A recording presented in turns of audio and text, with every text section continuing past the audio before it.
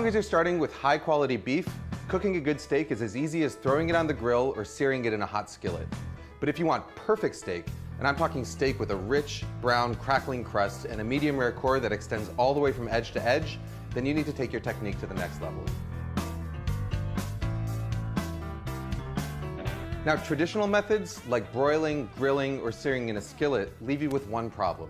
Your steak develops a temperature gradient inside it. So while the very center of the meat might be a perfect medium rare, as you move towards the outer layers, it becomes more and more cooked until you reach the edges, which have the dry, chewy texture of well-done meat. So the question is, how do you minimize this overcooking? So here's the thing, the more gently you cook your food, the smaller that temperature gradient inside is going to be. So for instance, if you cook a steak in a 500-degree oven, you're going to develop a pretty thick band of gray meat inside. Cook that same steak in a 250-degree oven, and that gray band shrinks significantly. You may have heard of a concept called sous vide cooking, and the idea here is to take that low temperature cooking to the extreme. With sous vide cooking, you place your steak inside a sealed plastic bag and then put that plastic bag in a water bath held at the exact temperature that you want to serve your steak at, say 130 degrees for medium rare. About 45 minutes later, you take your steak out of that bag and it's perfectly evenly cooked from edge to edge with no temperature gradient and no danger of overcooking. The problem is that sous vide equipment is really expensive, but there's an alternative, a regular old $30 beer cooler. Even though a cooler is designed to keep cool things cool, it's equally good at keeping hot things hot.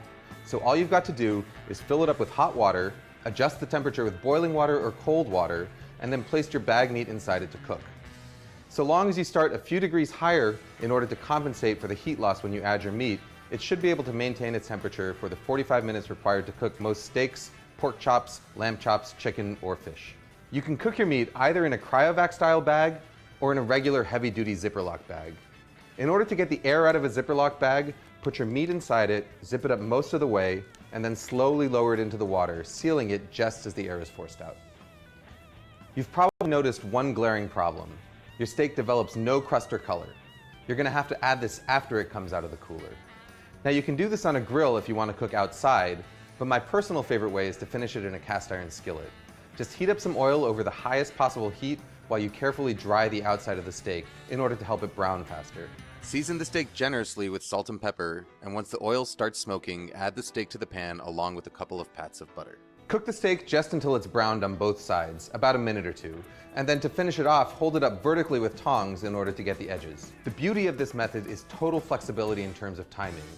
Once your steak comes up to temperature inside the cooler, you can let it sit there for up to a few hours longer without worrying that it's going to overcook. Your steak is going to be hot and ready to sear as soon as you're ready to eat. You want to up your game even further? Then get yourself one of these guys.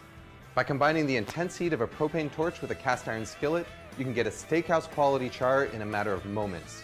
Just make sure that you shut off your smoke detectors first. It may take a little bit more time, but if you're willing to put in the effort, this is the best quality steak you can get at home.